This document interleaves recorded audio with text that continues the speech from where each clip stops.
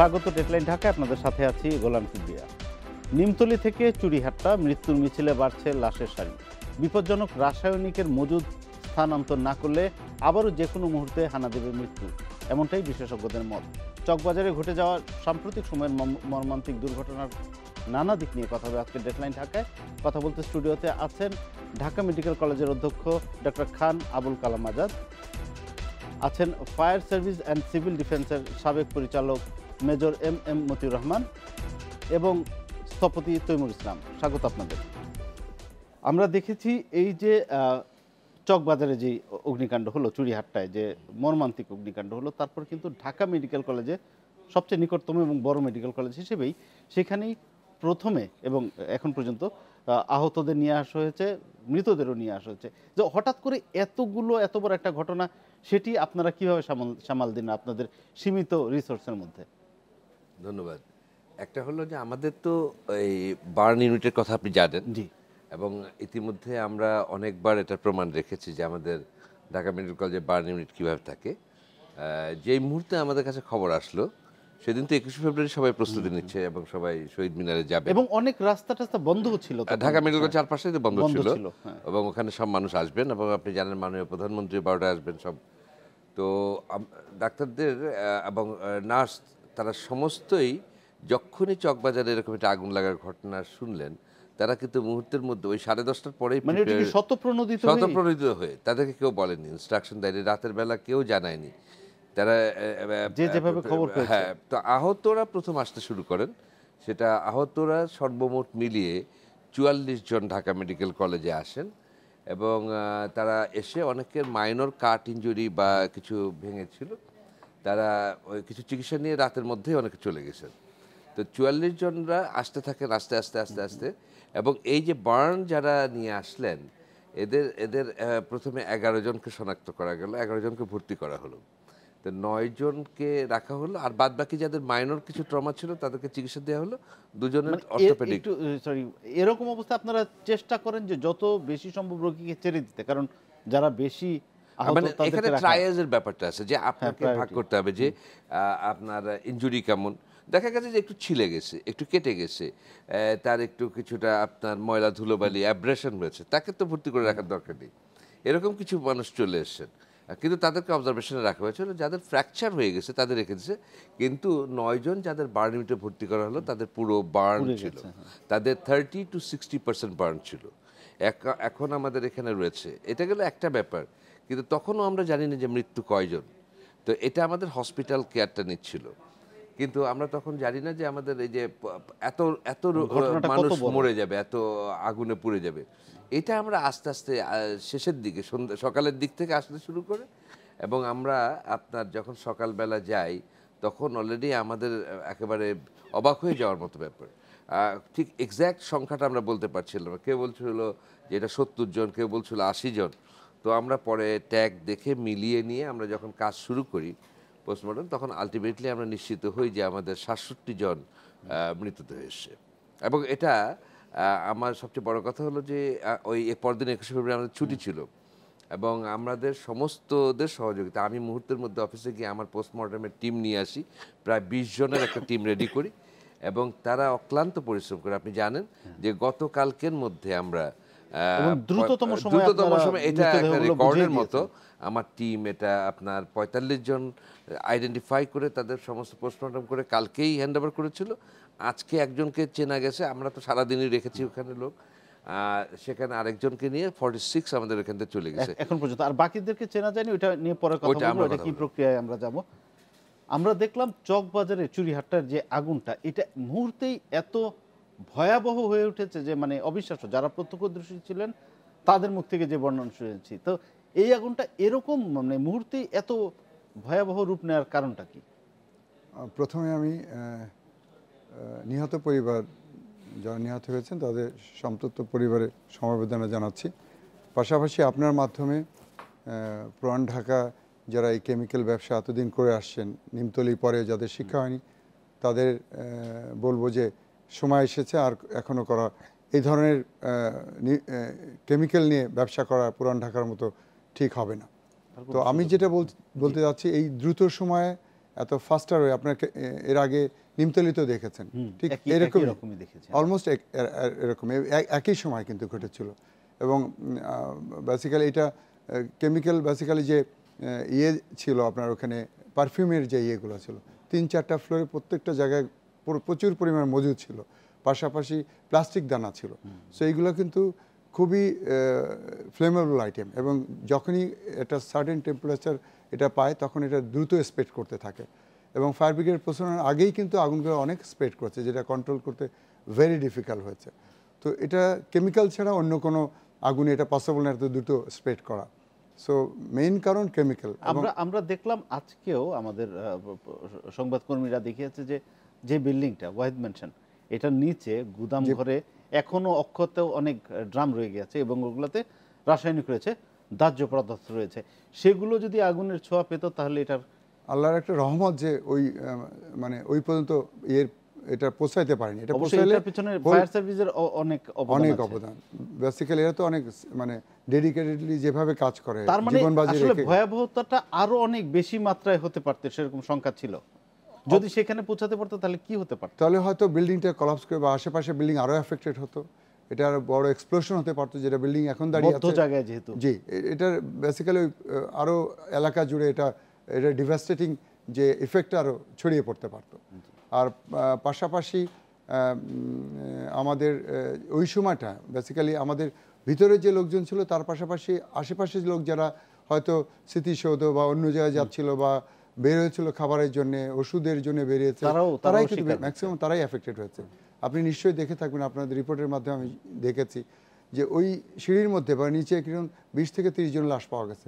আমার ধারণা এই যখনই ওরা কোনো একটা কারণে ফায়ার ইনসিডেন্টটা হয়েছে, কারণটা তো উপরেই, আমার ধারণা যে উপর থেকেই আগুনটা স্প্রেড করেছে, নাহলে এত দ্রুত সিলিন্ডার বাস্ট হলে তো এটা শেলের আকারে, বোমার আকারে হতো, ইনজুর্ড হতো লোকজন, বাট এটা তো পুড়ে গেছে, বার্ন হয়েছে। তার মানে আমার ধারণা এই আগুনটা উপরের থেকেই কোনো একটা ওয়েতে লেগেছে, লোকগুলো বের হওয়ার চেষ্টা করেছে, তারপর দ্রুত বেগে স্প্রেড হয়ে গেছে, কেমিক্যাল সময়টাই পাইনি, আর সময়ই পাইনি। এটা হলো অবশ্যই। তৈমুর ভাই, যেটি হচ্ছে যে দেখেন আমরা সবসময় একটা আলোচনায় শুনি যে যদি ঢাকা শহরে কোনো ভূমিকম্প হয় বা কোনো প্রাকৃতিক দুর্যোগ হয়, পুরান ঢাকা সবচেয়ে বড় ঝুঁকিতে থাকে আর কি, মানে এরকম বলা হয়। এখন আগুনের ক্ষেত্রেও দেখলাম যে নিমতলিটা তো আমাদের চোখের সামনে উদাহরণ, সম্প্রতি চকবাজার, এত ভয়াবহ পুরান ঢাকায় যে কোনো দুর্যোগ এত বড় আকারে হয়ে যায় কেন? আমি আসলে আপনার প্রশ্নের মধ্যে যে প্রথম অংশটুকু নিয়ে আমি কন্ট্রাডিক্ট করব। আচ্ছা, আর্থকুয়েকের কথা বলা হয় এবং বারবার যখন এই দুর্যোগের কথা হয়েছে, গত প্রায় 15-16 বছর ধরে পুরান ঢাকা নিয়ে কাজ করছি। শাঁখারীবাজার একটা বিল্ডিং ধসে পড়লো, তারপর থেকে শুরু হয়েছে পুরান ঢাকা ঝুঁকিপূর্ণ পুরনো বিল্ডিংগুলো, এটা এই ধারণাটা, পারসেপশনটা তৈরি করা হয়েছে। এবং তখনও পরিষ্কার করা হয়নি কেন ওই বিল্ডিংটা ধসে পড়েছিল, সরকারিভাবেও বলা হয়নি, মিডিয়াতেও আসেনি। এই ব্যাপারটাকে সম্পূর্ণ ধামাচাপা দেওয়া হয়েছে। তখন পাশে প্লটে একটা কনস্ট্রাকশনের জন্য পিট কাটা হয়েছিল প্রায় 10 ফিট, এবং সেটার জন্য কোনো প্রোটেকশন ছিল না, পাশাপাশি বিল্ডিংগুলো থাকে, এটা অটোমেটিক্যালি কলাপস করেছে। বাট ওই সময় একটা যেটা কাজ করা হলো, 1 মাসের মধ্যে প্রায় 850 বিল্ডিংকে ঝুঁকিপূর্ণ বলে চিহ্নিত করা হয়, সেটা 2005-এর কথা বলছি। এবং এই জিনিসটা যে করা হয়েছিল এটা কখনো প্রপারলি করা হয়নি। এখনও যখনই কোনো দুর্যোগ হয়, দুর্ঘটনা হয়, সাথে সাথে ওই লিস্টটা বের করা হয়, ওখান থেকে সিলেক্টিভলি কিছু কিছু বিল্ডিংকে আমরা দেখি বের করে নিয়ে এসে ঝুঁকিপূর্ণ বলে উল্লেখ করা হয়। আমি এই জায়গাটার উপরে এমফ্যাসিস দিচ্ছি এই কারণ সেই 2010-এ যখন নিমতলি হলো, নিমতলি যেখানটা হলো সেখানে কিন্তু কোনো পুরনো ভবন ছিল না, কিন্তু পরদিন থেকেই যে মন্ত্রী দায়িত্বে ছিলেন, যারা সরকারে ছিলেন, তারা ভীষণভাবে বলতে শুরু করলেন নীতি নির্ধারক থেকে সব লেভেলে, যে পুরান ঢাকাকে ঝুঁকি মুক্ত করতে হবে, এই ঝুঁকিপূর্ণ ভবনগুলো ভাঙতে হবে। আবার সেই এটার সঙ্গে তো এটার কোনো সম্পর্ক ছিল না, কিন্তু সব সময় এটাকে সামনে নিয়ে আসা হয়। এবং আলটিমেটলি যেটা মেইন রিজন, যেটা কজ যেটা ছিল সেই কেমিক্যাল, তার কিন্তু কিছু হয়নি। 10 বছর পর সেইটা বেড়ে আরও বিশাল আকার ধারণ করেছে। আমরা গত 10 বছরে পুরান ঢাকাকে যে অবস্থায় আসতে দেখেছি, মানে এটা তো তৈরি করা হলো 2010 থেকে আজকে পর্যন্ত। আপনার ধরেন, আমি যদি একটু ইন্টারাপ্ট করি, আমরা বিরতিতে যাব, একটা প্রশ্ন রেখে যাই আপনার কাছে এই সংক্রান্ত। ধরেন পুরান ঢাকা তো ঘনবসতিপূর্ণ, এটা তো বাস্তবতা, আমি বলছি, আমার প্রশ্নটা রেখে দেয়, এবং সেখানে ব্যবসার প্রাণকেন্দ্র, এটাও সত্যি, মানুষও বাস করবে, সবই হবে, কিভাবে আমরা পুরান ঢাকাটাকে নিরাপদ রাখতে পারি সেটা নিয়ে কথা বললাম। যে প্রশ্নটা আপনার কাছে রেখে গিয়েছিলাম, পুরান ঢাকা ঘনবসতিপূর্ণ এবং সেটি বিজনেস হাব, এই দুটিই বাস্তবতা, কিভাবে এটাকে নিরাপদ রাখা যায়? আপনি দুটো পয়েন্ট বলেছেন, আমি আরেকটা অ্যাড করি। পুরান ঢাকাটা আমাদের ঐতিহ্যবাহী এলাকা এবং প্রচুর ঐতিহ্যবাহী স্থাপনা এখনও আছে। মানে আমরা বহু শেষ করেছি, নির্বিচারে ভেঙেছি, ধ্বংস করেছি, এখনও প্রচুর আছে। এবং পুরান ঢাকার এই ঐতিহাসিক চরিত্রটাই যে কারণে পুরান ঢাকা বলে একটা আলাদা টার্ম আমরা ইউজ করছি। তো নিরাপদ অবশ্যই নিরাপদ রাখা সম্ভব, কিন্তু আমরা তো আসলে সেদিকটায় হাঁটছি না, আমরা উল্টো দিকে হাঁটছি। 2010-এ যখন নিমতলি হলো, তারপরে আমরা এক্সপেক্ট করছিলাম যে আমাদের যেসব নিয়ম নীতিগুলো রয়েছে, একদিকে ব্যবসার কথা বললে আজকে কেমিক্যালস নিয়ে কথা হচ্ছে, কিন্তু বিভিন্ন জায়গায় শুধু কেমিক্যালস না, কেমিক্যালস অবশ্যই এটা একটা প্রথম পদক্ষেপ হওয়া উচিত এবং কঠোরভাবে এটার ব্যাপারে যে ডিসিশনগুলো হচ্ছে যে এখান থেকে লোকেট করা, রিহ্যাবিলিটেট করা, সেটা ইমপ্লিমেন্টেশন দেখতে চাই। সেটা যেমন দেখতে চাই, ওখানেই থেমে গেলে হবে না, আমাদেরকে কিন্তু পরবর্তী জায়গাগুলোতেও যেতে হবে, সাথে সাথে অন্য জায়গাগুলোতেও দেখতে হবে। পুরান ঢাকায় আসলে বিভিন্ন জায়গা আছে, যেসব জায়গাতে মার্কেট আছে, এই মার্কেটগুলো বিল্ডিং কোড ফলো না করে, রাজুকের কোনো ইমারত নির্মাণ বিধিমালা ফলো না করে যেভাবে কনস্ট্রাকশন করা হয়েছে, বড় বড় এলাকা আছে। আমি খুব সিম্পল একটা এক্সাম্পল দিই, নবাবপুরে আপনি যদি যান, ওখানে ইলেকট্রিক গুডসের বড় বড় হোলসেল মার্কেট, এবং তারই উপরে কিন্তু আবার হোটেল আছে, রেসিডেন্সিয়াল হোটেল। মানে ওখানে যদি কোনো একটা এই ধরনের দুর্ঘটনা ঘটে, তাহলে কিন্তু ওখান থেকে নামার আর কোনো স্কোপ থাকবে না। একই সিনারিও আমরা ওখানে দেখব। এরকমই আছে বিভিন্ন জায়গাতে, আপনার ধোলাইখালে ওখানটাতে যে টায়ার, ইঞ্জিনস, এগুলো যেখানটায় আছে, এরা তো এই ধরনের ফ্লেমেবল মেটেরিয়াল নিয়েই ডিল করছে, ওয়েস্ট যেগুলো বেরোচ্ছে, লেদ মেশিন। ওখানে যে যদি আগুন ধরে, এই পুরো আশেপাশে এলাকা তো কেউ রক্ষা পাবে না। আমি আসলে যেটা বলার চেষ্টা করছি, পুরান ঢাকায় এরকম অনেকগুলো স্পার্ক পয়েন্ট তৈরি হয়ে আছে, এবং ইনফ্যাক্ট আমরা খুব সাধারণ মার্কেট যেগুলো, রিটেল যেগুলো করে, সেগুলোকে এমনভাবে কোড ফলো না করে করেছি যে এই মার্কেটগুলো থেকে আসলে শত শত ব্যবসায়ী তারা নিজেদের জীবনকে ঝুঁকিপূর্ণ করে ফেলছে এবং ওখান থেকে বেরিয়ে আসতে পারবে না। দায়িত্ব তো কারো এটা নিশ্চয় আছে। আমরা যারা ব্যবহার করছেন, ব্যবসায়ী যারা আছেন, তাদেরকে দোষ দিতে পারি, তারা নিজেরা কেন করছেন না, কিন্তু but at the same time সরকারের বিভিন্ন প্রতিষ্ঠান রয়েছে, অর্গানাইজেশন রয়েছে, যাদের দায়িত্ব রয়েছে, এবং এরা এই রেগুলেটরি বডি যারা, আমি প্রথমেই যার কথা বলতে চাই, রাজুকের কথা বলতে চাই।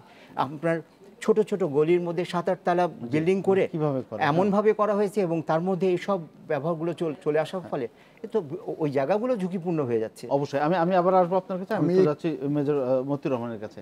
দেখেন, এই যে বিল্ডিং এর কথা হচ্ছিল এবং মানে ফায়ার এক্সটিংগুইশিং সিস্টেম বা আমাদের ফায়ার এসকেপের ব্যবস্থা নিয়ে কথা হচ্ছিল।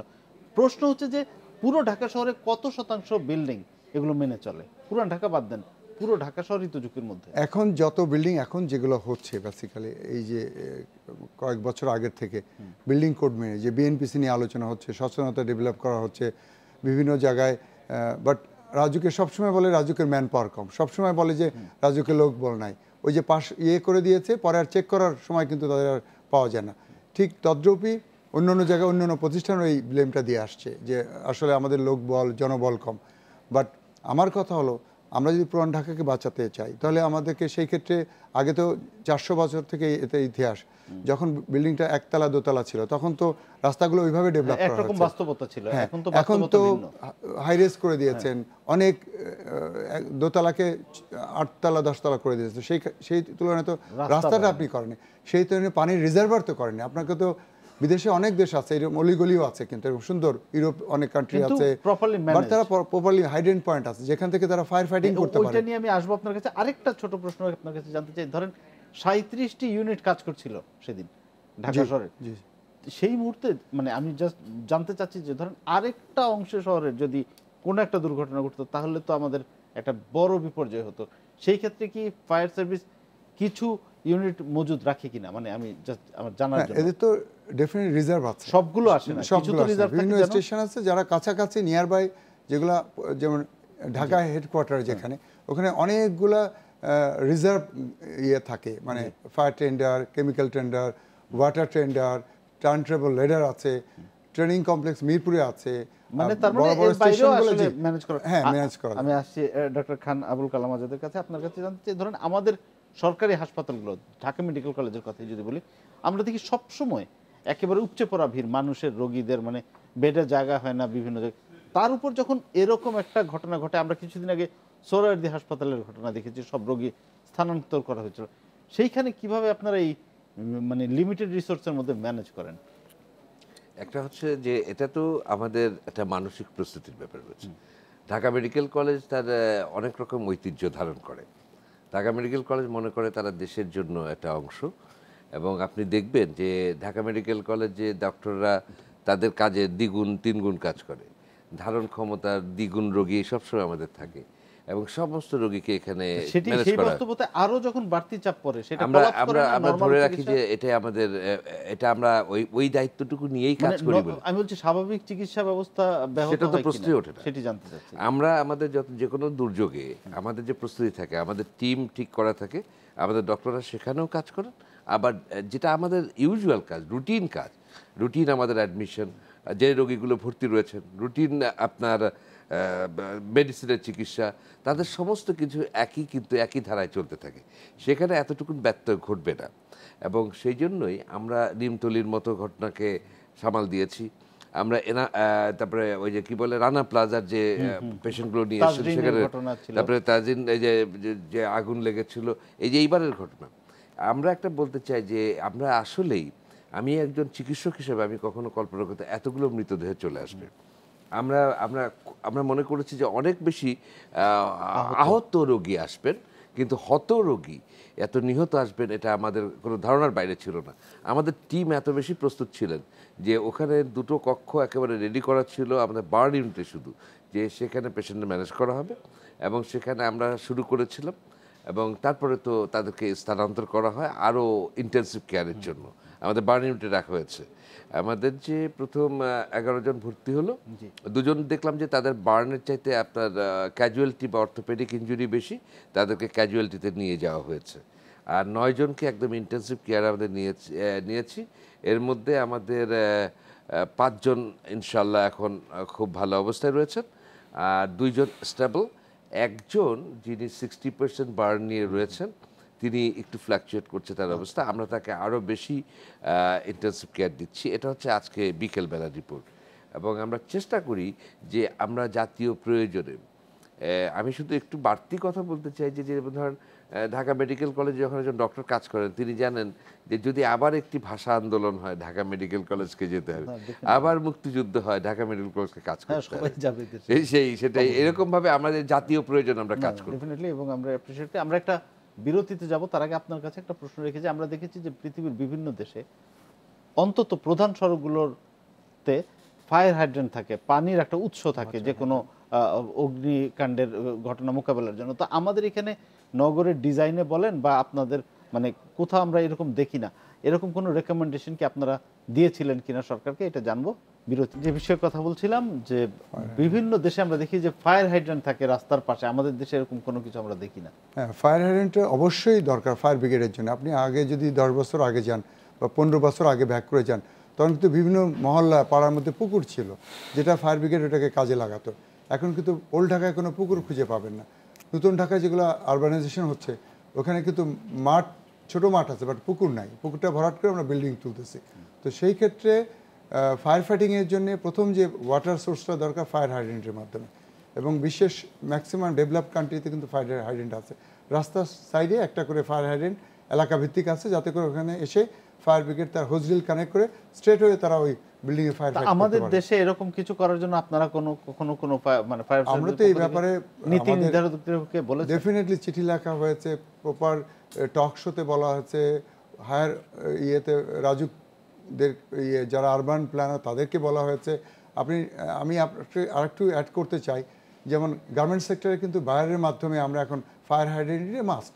যে কোনো ইন্ডাস্ট্রি বড়, আমাদের যেমন হামিম গ্রুপে প্রত্যেকটা 4-5টা জায়গা আছে যেমন ফায়ার হাইড্রেন্ট। ফায়ার ব্রিগেড আর কিছুই চিন্তা করতে হয় না, জাস্ট এসে ওখানে কানেক্ট করে যে কোনো ধরনের ফায়ার করার জন্য। সেইটাই আসলে পুরো শহর জুড়ে থাকা উচিত ছিল, অবশ্যই উচিত। তরুণ ভাই, কেন আমাদের নাই?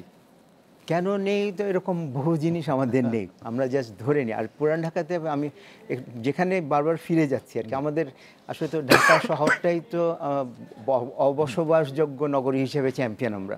আর সেখানে পুরান ঢাকা তো আরও নেগলেক্টেড এরিয়া, নেগলেক্টেড। ওখানে গেলে আমার পার্সোনালি মনে হয় যে গভর্নেন্সের জায়গাটা অ্যাবসোলুটলি অ্যাবসেন্ট।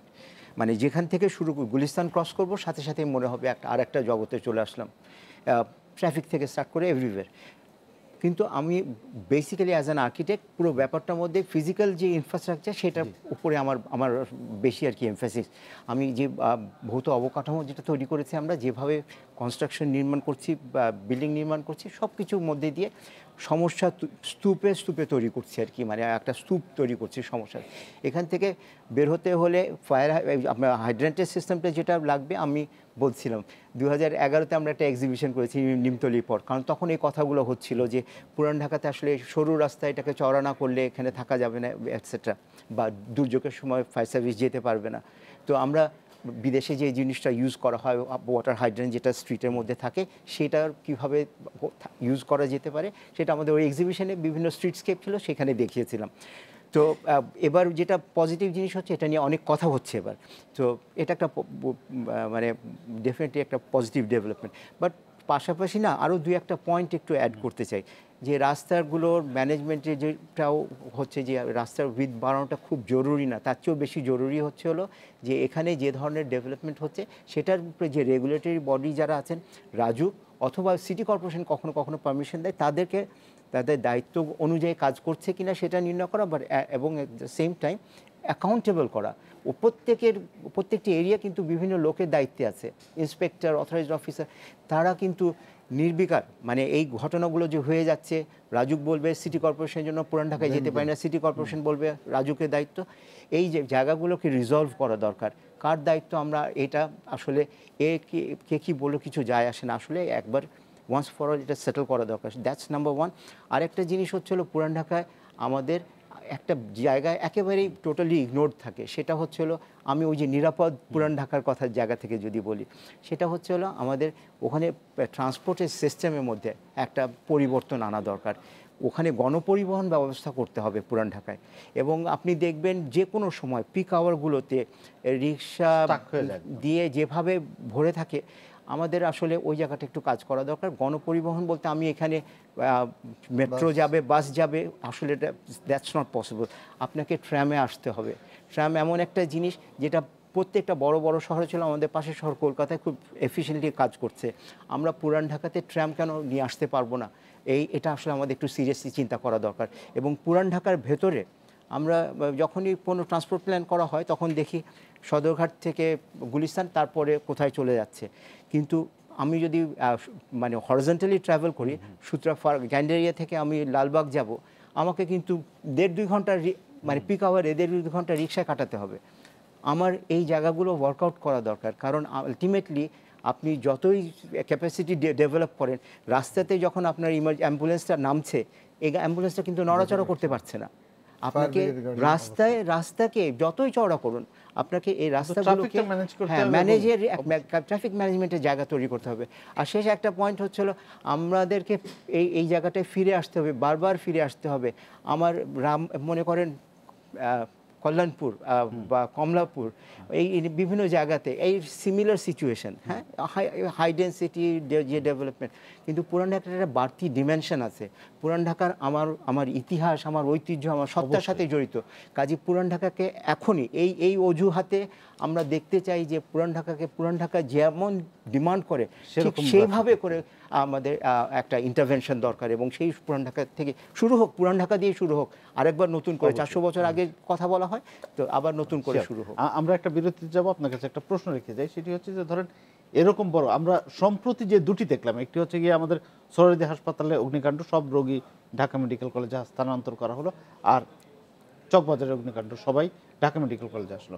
ঠিক আছে, এমন বড় দুর্যোগের জন্য এটা তো আপনারা একটা অ্যাডহক বেসিসে করলেন, মেকশিফট একটা অ্যারেঞ্জমেন্ট করে করলেন, আমাদের কি এরকম কোনো প্রস্তুতি থাকা দরকার কিনা? এটা হতে পারে স্বেচ্ছাসেবক একটা টিম গড়ে তোলা, যারা এই সময় এসে কাজে লাগবে, অথবা সামরিক, বেসামরিক, আধা সামরিক সবাই মিলে, আমি জানি না, সেটা আপনার কাছ থেকে শুনবো যে কিভাবে একটা প্রস্তুতি নিয়ে রাখা যায় যে এই সময় যেন আরো প্রপারলি ম্যানেজ হয় বা আরো বড় দুর্যোগ যদি আসে, কখনো আল্লাহ না করুক, সেটাও যেন আমরা ম্যানেজ করতে পারি। যে বিষয় নিয়ে কথা হচ্ছিল যে এই যে ধরেন যে কোনো দুর্যোগে তো আপনারা নানা রকম সেবা দিচ্ছেন, এটা আমরা দেখেছি সম্প্রতি সোহরাওয়ার্দী হাসপাতালে আগুনের ঘটনায় দেখেছি, আমরা দেখেছি চকবাজারের ঘটনায়। কিন্তু ধরেন এটা তো একটা আপনারা মেকশিফট একটা ব্যবস্থা করলেন, একটা স্থায়ী সমাধান কিভাবে করা যায় এরকম বড় দুর্যোগ হলে যেন প্রপারলি এটাকে অ্যাড্রেস করা যায়? দুর্যোগ একটা টিম থাকতে পারে অথবা স্বেচ্ছাসেবক দল থাকতে পারে, আমি জানি না, আপনারা এক্সপার্ট, আপনাদের কাছ থেকে শুনতে চাই।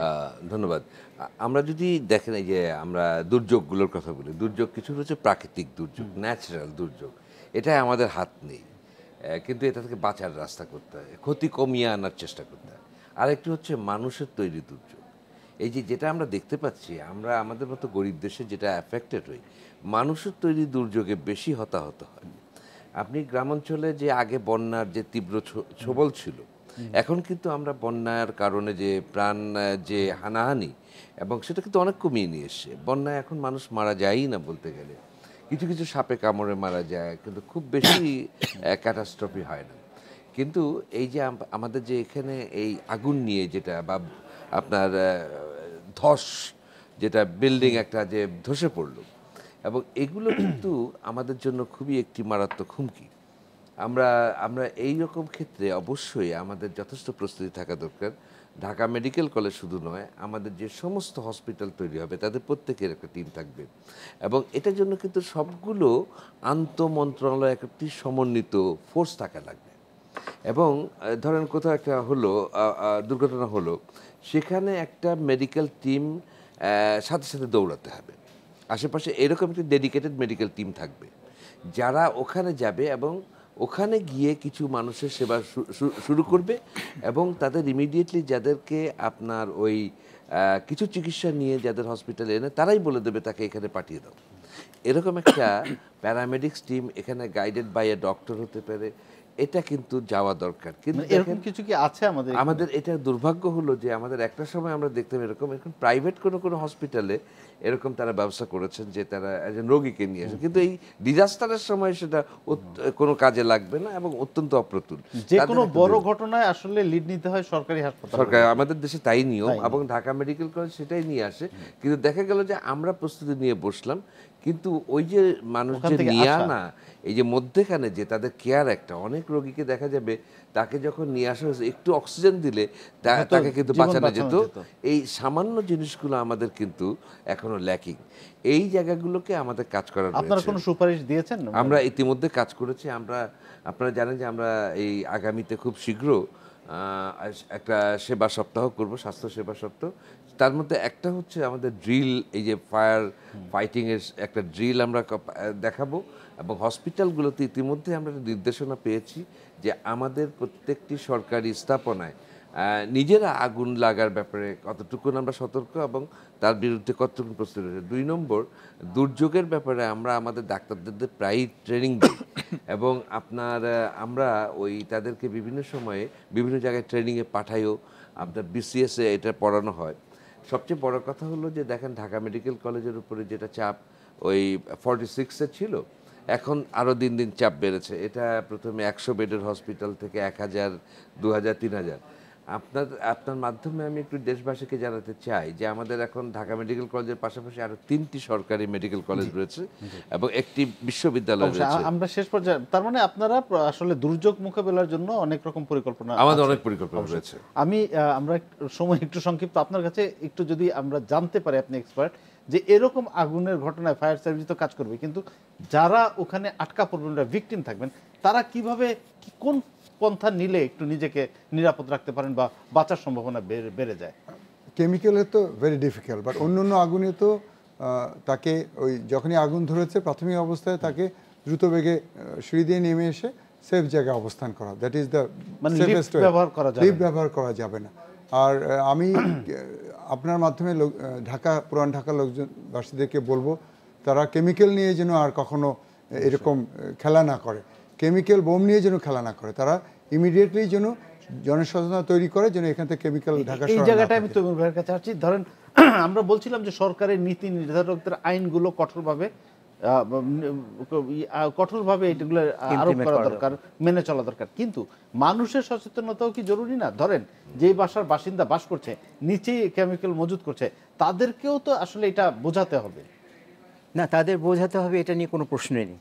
কিন্তু একটা জিনিস আমাদেরও যেটা পুরান ঢাকার লোকদের যেটার মধ্যে আমার যেটা ধারণা, সেটা হচ্ছে হলো ওরা তো ছোটোবেলা থেকেই দেখে আসছে ব্যবসা যেখানে হচ্ছে পেছনে কারখানা একটা অথবা পাশে একটা ওয়্যারহাউস আছে, এখানে মজুত করা হচ্ছে। এক সময় ছোট ছিল, তখন হয়তো রিস্ক কম ছিল। হ্যাঁ, এইটা কিন্তু আসলে কালচারাল মাইন্ডসেটের মধ্যে চলে আসছে যে এটা কিছু হয় নাই তো। বাট এইখানে কিন্তু রেগুলেটরের দায়িত্বটা চলে আসে। এবং প্যারালালি আরেকটা জিনিস, কারা কারা অ্যাকাউন্টেবল, এগুলো বলতেই যে আরেকটা জিনিস আমরা মিস করে যাচ্ছি, সেটা হচ্ছে হলো যে বিল্ডিং কোড। আমাদের বিল্ডিং কোডের এনফোর্সমেন্ট হচ্ছে না। বিল্ডিং কোডে ভায়োলেশন হলে 7 বছর জেল হওয়ার কথা, এমন কথা বলা আছে, কিন্তু কোনো এনফোর্সমেন্ট, বিল্ডিং কোড ফলো করা হলে কিন্তু আমার এই যে ফায়ার এসকেপ, ফায়ার এক্সিট যা যা বলা হচ্ছে, এভরিথিং ইজ কাভার্ড, সব বলে দেওয়া আছে। এটা শুধু ওটা ইমপ্লিমেন্টেশনটা হতে হবে। একটা শুধু লাস্ট পয়েন্ট শুধু বলতে চাই যে আমরা যত যাই বলি, আলটিমেটলি সিটি কর্পোরেশনের মেয়র যিনি থাকবেন, প্রত্যেকটি সভ্য দেশে মেয়রের উপরে দায়িত্ব থাকে। মেয়রের যে সিটি কর্পোরেশনের যে ক্যাপাসিটি বিল্ডিংয়ের কাজ করা প্রয়োজন, এবং তার উপরে দায়িত্বটা দিতে হবে। দুটা পয়েন্টই। অনেক ধন্যবাদ আমাদের স্টুডিওতে আসার জন্য। আমরা অনুষ্ঠানের শেষ পর্যায়ে চলে এসেছি। এই ছিল আজকে ডেডলাইন ঢাকা। দেখা হবে আগামী শুক্রবার এই সময়ে। শুভরাত্রি।